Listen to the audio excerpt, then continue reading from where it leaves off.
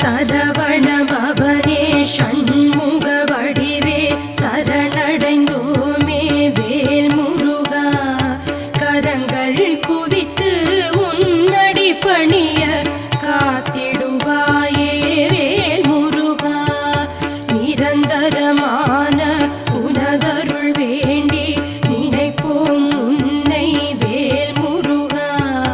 பரமன் மகனே பன்னிரு கரனே பணிந்தோம் உன்னை வேல் முருகா. நறுமலர் எடுத்து சரமாய் தொடுத்து நான் உனக்களிப்பேன் வேல் முருகா.